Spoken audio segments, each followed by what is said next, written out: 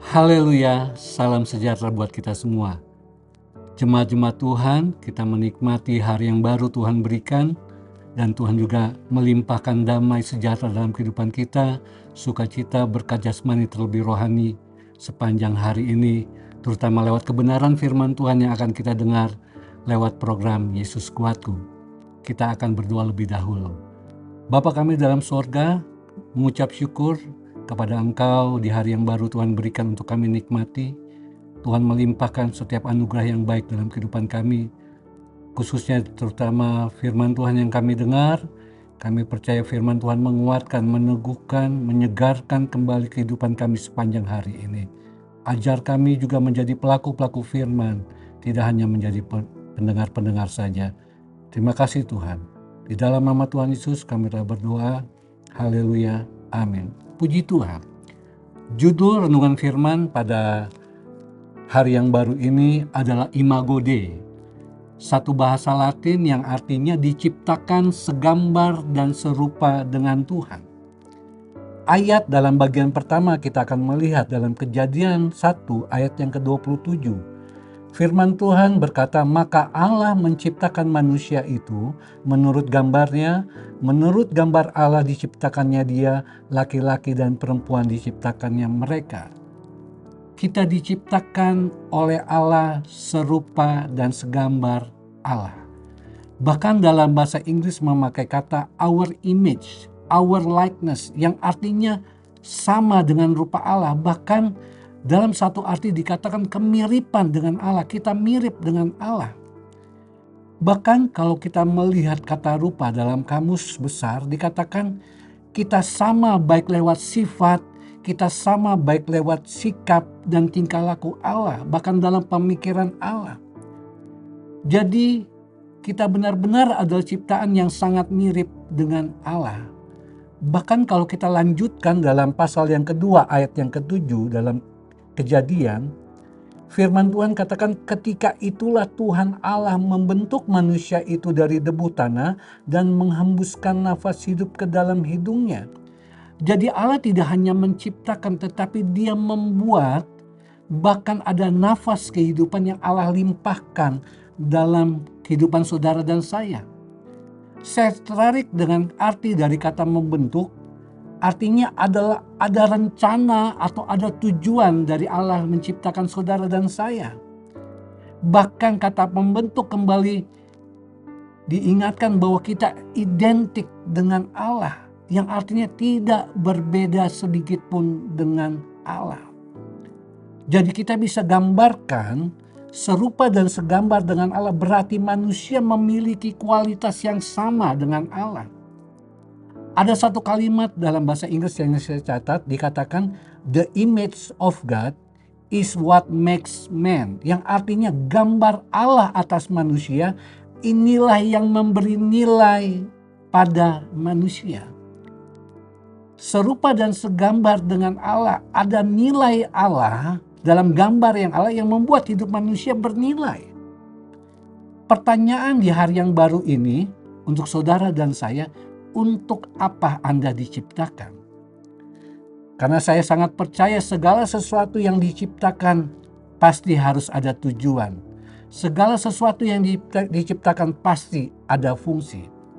Tetapi kita melihat dalam fungsi yang pertama, yang manusia pertama yang diciptakan Allah di ayat yang ke-26 dikatakan supaya mereka berkuasa atas ciptaan Allah yang lain. Bahkan kita melompat di ayat yang ke-28 dikatakan Allah memberkati mereka, manusia pertama yang diciptakan Allah memberkati. Bahkan berkat itu mengajarkan dalam bahasa aslinya dikatakan untuk memberi hormat. Kita menghormati bagaimana Allah sudah menciptakan saudara dan saya, membalas apa yang Allah sudah kerjakan dalam hidup kita.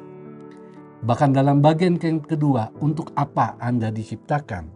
Kita melihat dalam Kolose 1 ayat yang ke-16, di kalimat bagian terakhir dikatakan segala sesuatu diciptakan oleh Dia dan untuk Dia. Kata untuk artinya ada tujuan, ada hasil untuk Allah. Untuk apa Anda diciptakan? Pasti Allah mempunyai tujuan. Pasti ada hasil yang Allah inginkan dalam kehidupan saudara dan saya sebagai ciptaannya. Bahkan kalau kita lihat dalam Efesus 2 ayat yang ke-10, firman Tuhan berkata, karena kita ini buatan Allah, diciptakan dalam Kristus Yesus untuk melakukan pekerjaan baik yang dipersiapkan Allah sebelumnya. Ia mau supaya kita hidup di dalamnya. Kita urai ayat ini pertama dikatakan buatan Allah, yang artinya karya Tuhan sebagai pencipta. Dan saya terlalu percaya karya Tuhan adalah yang sempurna, adalah yang terbaik.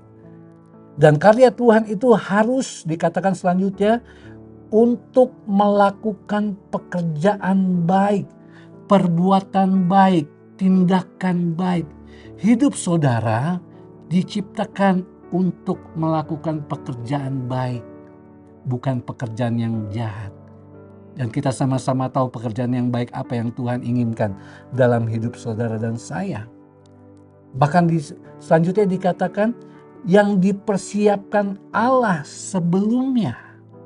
Allah sudah mempersiapkan satu tujuan besar dalam penciptaan manusia selain melakukan pekerjaan baik.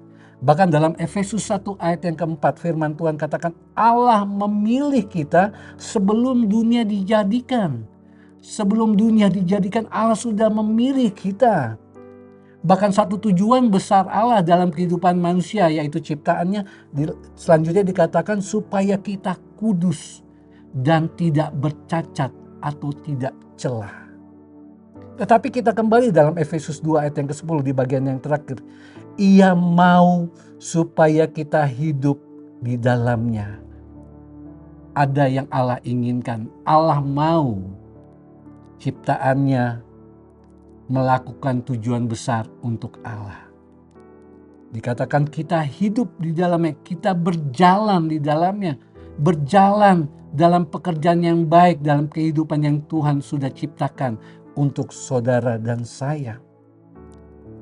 Kita melihat dalam Titus 2 ayat yang ke-14, firman Tuhan katakan kita adalah kepunyaan, kita adalah milik Allah. Kepunyaan artinya kita adalah sesuatu yang spesial. Kita adalah sesuatu yang istimewa bagi Allah. Bahkan selanjutnya dikatakan yang rajin berbuat baik. Dalam Efesus tadi dikatakan untuk melakukan pekerjaan yang baik. Bahkan Allah menekankan kembali sebagai ciptaan yang spesial. Kita harus rajin karena itu adalah kemauan Allah. Di bagian yang terakhir, untuk apa Anda diciptakan? Kita lihat 1 Korintus 6 ayat yang ke-20. Firman Tuhan berkata, sebab kamu telah dibeli dan harganya telah lunas dibayar, karena itu muliakan Allah dengan tubuhmu. Dosa membuat rupa dan gambar Allah rusak. Tetapi lewat penebusan Yesus di atas kayu salib, dikatakan kita dibeli kembali oleh darah yang mahal bahkan lunas. Tetapi Allah mengembalikan tujuan ciptaannya, yaitu kita manusia. Muliakanlah Allah dengan tubuhmu. Tinggikanlah Allah, agungkanlah Allah. Bahkan satu arti dari kata muliakan ini, kita menghormati Allah sebagai pencipta kita. Jadi, pakailah hidupmu untuk mengagungkan Allah, untuk memuliakan Allah. Puji Tuhan. Demikianlah kebenaran firman yang kita dengar di hari yang baru ini. Kita akan tutup dalam doa. Bapa kami dalam surga mengucap syukur dengan kebenaran firman yang telah kami dengar.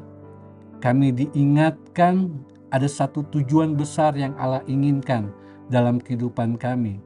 Allah tolong agar kami dapat melakukan, agar kami mampu seperti yang Allah inginkan dalam hidup kami. Roh Kudus memberikan kemampuan, memberikan kekuatan.